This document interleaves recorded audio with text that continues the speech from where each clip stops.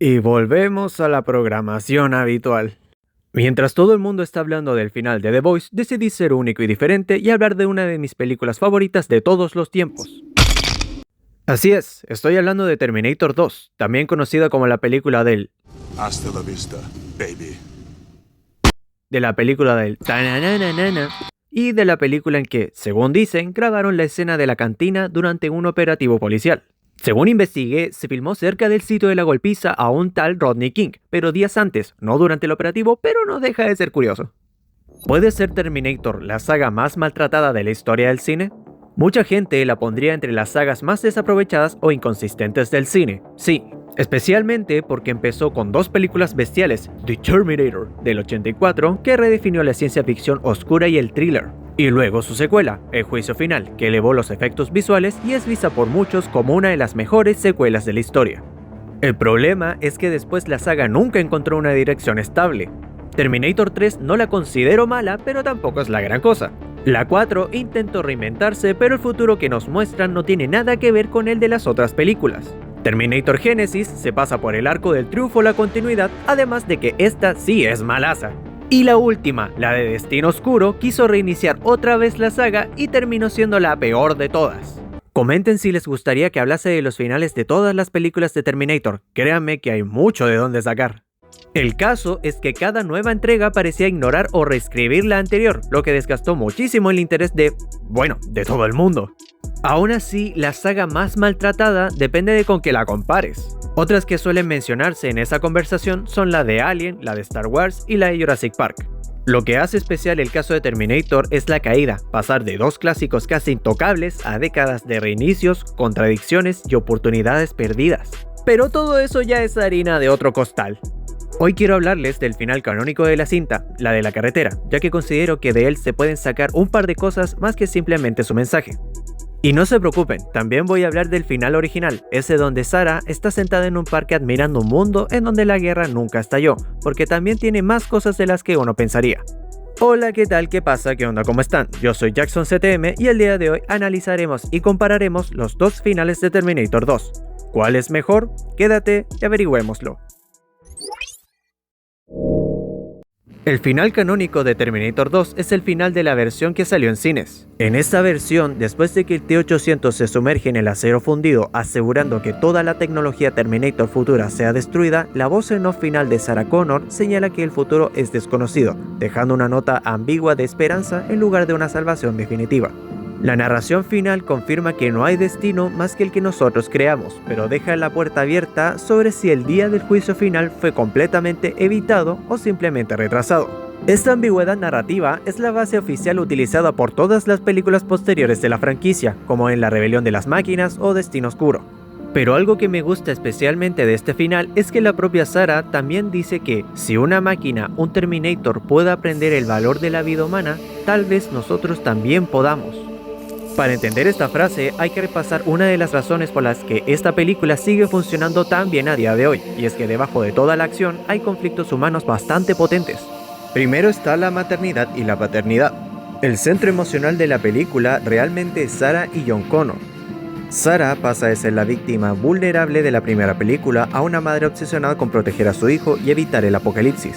Pero esta obsesión tiene un costo, se vuelve paranoica, violenta y emocionalmente distante.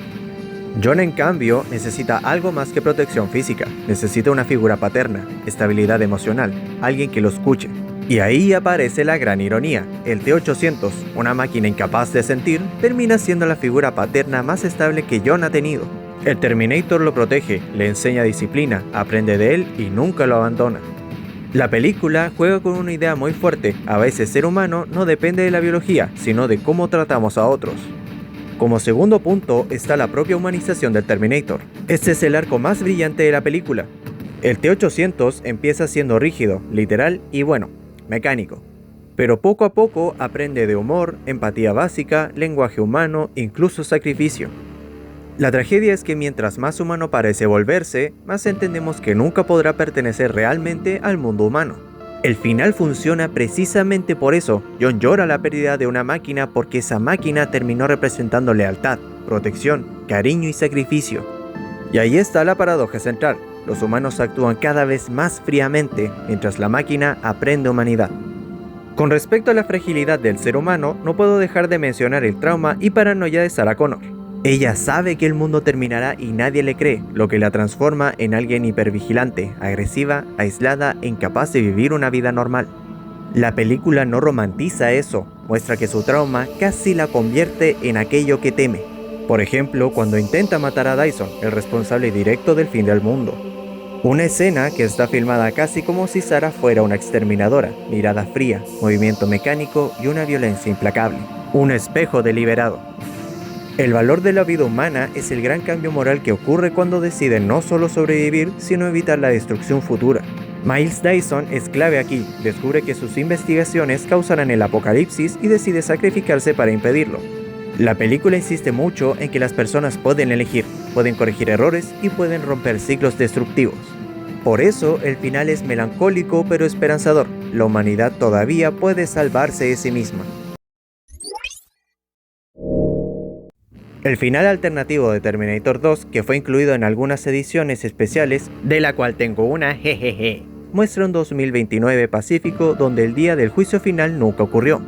Sarah Connor, ya anciana, vive en Washington DC viendo a John Connor convertido en padre de familia, mientras reflexiona en voz en off que Skynet jamás destruyó la humanidad.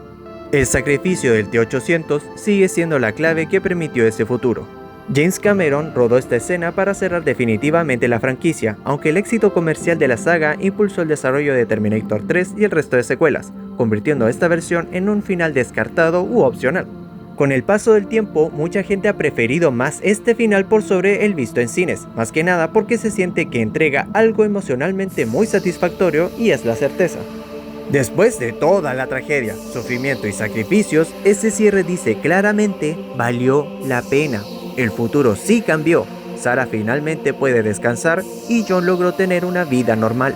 Para muchos fans, eso convierte la historia en una auténtica victoria humana, no solo una esperanza incierta. También influye mucho el apego emocional a los personajes. Ver a Sarah anciana y tranquila produce una sensación de cierre que pocas sagas tienen. Especialmente porque durante 2 películas ella vive aterrorizada por el apocalipsis. Además, con el paso de los años y las secuelas posteriores, mucha gente empezó a ver este final alternativo como el verdadero final. ¿Y cómo no entenderlos? Ignora todas las películas que sacaron después, cuya calidad general es objetivamente inferior, cierra la historia perfectamente y preserva la idea de que Skynet fue derrotada definitivamente. En otras palabras, algunos fans lo prefieren no porque sea elegante cinematográficamente hablando, sino porque protege el legado emocional de la saga. Y al final, creo que esa es la gracia de los 2 finales de Terminator 2, el juicio final. Ninguno contradice el mensaje de la película, solo lo interpretan de forma distinta. El final de cines apuesta por la incertidumbre. No te promete que todo vaya a salir bien, solo te recuerda que el futuro todavía puede cambiar. Y quizás por eso, personalmente, creo que es el que mejor representa el alma de la película. Porque conecta con todos los temas que mencionamos antes, el miedo al futuro, la capacidad humana de elegir y la idea de que incluso una máquina puede aprender el valor de la vida. En cambio, el final alternativo funciona más como una recompensa emocional. Después de tanto sufrimiento, finalmente vemos a Sarah en paz y a John viviendo la vida que siempre les fue arrebatada. Y honestamente, entiendo perfectamente por qué tanta gente lo prefiere, especialmente considerando todo lo que vino después. Pero creo que ahí está la diferencia, el final alternativo protege el legado emocional de la saga, el final de cines protege su fuerza temática. Y quizás por eso Terminator 2 Judgment Day sigue siendo tan especial más de 30 años después. Porque no importa cuál final prefieras, ambos te dejan pensando en algo mucho más grande que robots, explosiones y viajes en el tiempo.